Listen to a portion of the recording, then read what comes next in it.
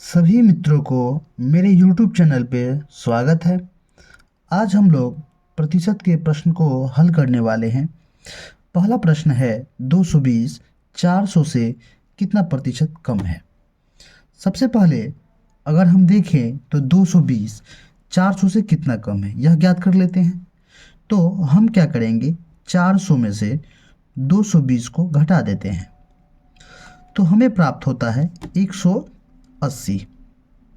ठीक है, अब हम क्या करेंगे कि इन्हें एक भिन्न का रूप देंगे। ठीक है, तो हम क्या करेंगे कि जितना भी कम हो या जितना भी अधिक हो, ठीक है, अगर कम पूछेगा तो निकाल लेंगे कि कितना कम है, और अधिक पूछेगा तो हम यह भी निकाल लेंगे कि कितना अधिक है।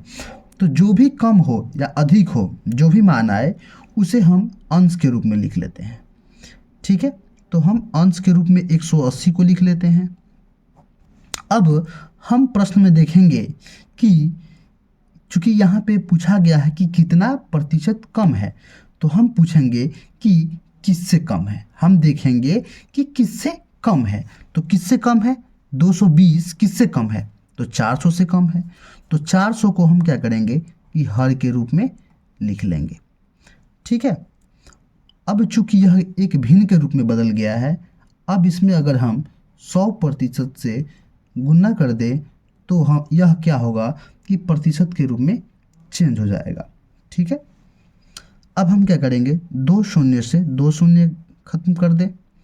ठीक है, 4 से 180 को अगर हम काटना चाहें तो ये हो जाएगा 4 4 जा 16 और 2 0 4 5 जा 20, यानी 45 बार में क्या होगा, यह कट जाएगा, यानी हमें प्राप्त होगा 45%, यानी 45%।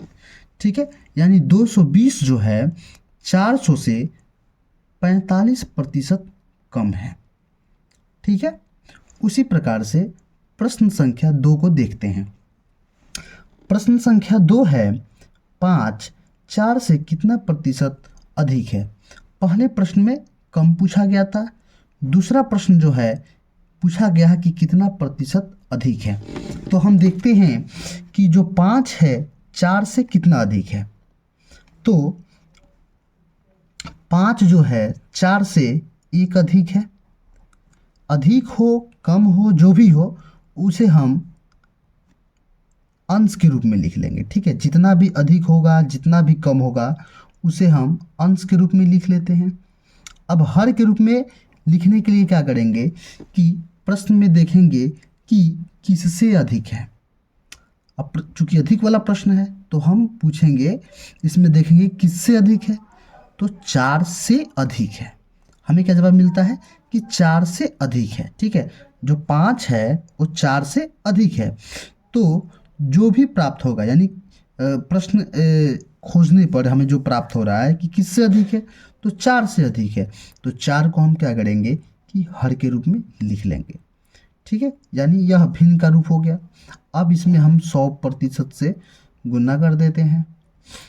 अगर गुना करेंगे तो हमें प्राप्त होगा 25, यानी 25 में 1 से गुना करेंगे तो हमें 25 ही प्राप्त होगा, तो 25% हो गया।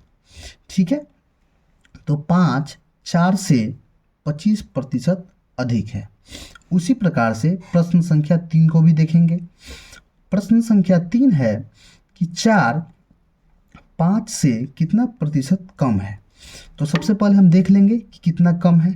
तो 4 जो है 5 से 1 कम है, तो इसे हम अंश के रूप में लिख लेते हैं। फिर वही हर के लिए क्या करेंगे, वही प्रश्न करेंगे कि किससे कम है।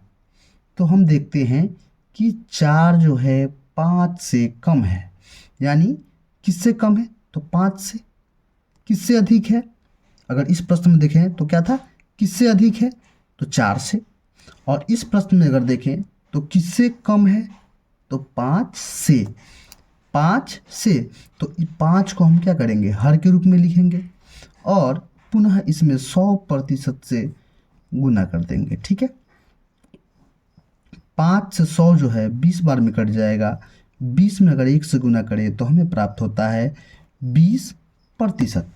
तो इस प्रकार से हम ऐसे प्रश्नों को हल कर सकते हैं कि कितना प्रतिशत कम है, कितना प्रतिशत अधिक है। आशा करते हैं कि वीडियो आपको पसंद आया होगा। अगर वीडियो पसंद आया है तो वीडियो को लाइक कीजिए, हमारे चैनल को सब्सक्राइब कीजिए और वीडियो को शेयर कीजिए। धन्यवाद।